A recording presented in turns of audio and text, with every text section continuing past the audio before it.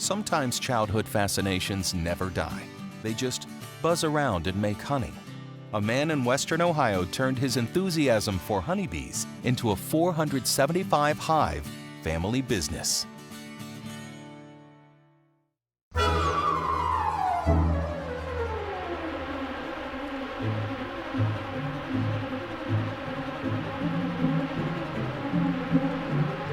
There's a buzz in Western Ohio, and it's all emanating from one busy beekeeper and his wife.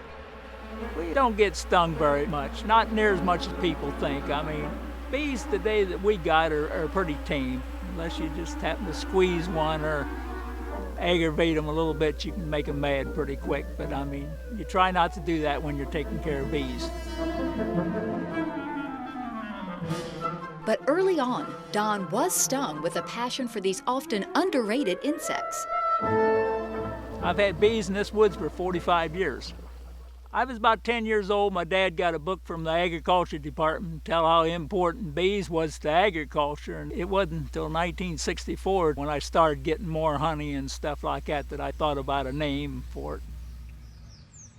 And that name, Steinke's Bee World, grew into a business based on the simple syrup bees produce naturally. Well, the honey is the nectar out of a flower. Today, we sell honey ourselves. We sell honey all over Ohio mainly. In the United States, there's probably 300 different kinds of honey. Sometimes early in the spring, we have a basswood honey and clover mainly. I eat honey every day for breakfast. I eat probably from 4 to about 10 tablespoons of it a day. It must be healthy. I'm 72 and I'm still working every day with my bees and stuff. And while delicious golden honey might send you on a beeline to the nearest hive, this is one bug you shouldn't bug. Bees are also pilots of pollination.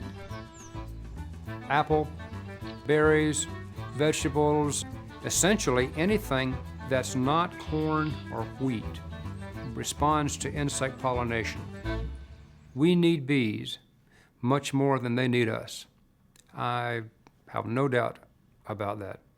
The flower-to-bee relationship is essentially operational without any human involvement.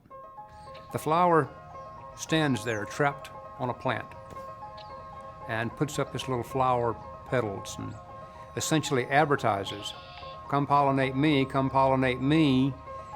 and they move pollen from one blossom to the other, from one plant to the other. So out of the deal, the blossom gets pollinated, gets cross-pollinated, and the bee gets nectar and pollen as a food source. No human involvement at all.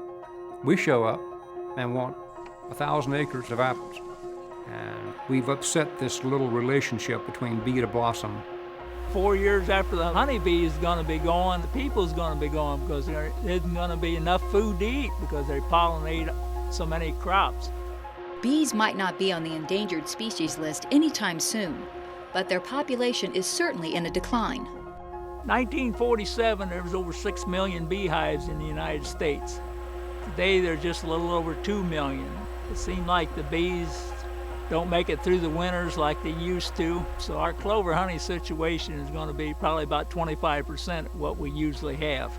But with each busy bee dedicated to their hive, Don believes humans might learn a thing or two from these so-called pests. I just love to come out here and watch them. Bees are very fascinating, the way they build their hives. Usually this time of the year is usually 60, 70,000 bees in a hive, so they can really do a lot of work in a short time if they got the nectar to bring in.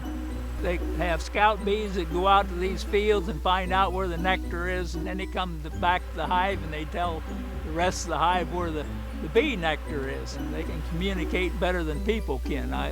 You tell a person to go someplace and they don't get there usually. I was an electrician at Ford Motor Company. I worked there for 44 and a half years, and here I am retired with all this education, and I'm just a beekeeper, so.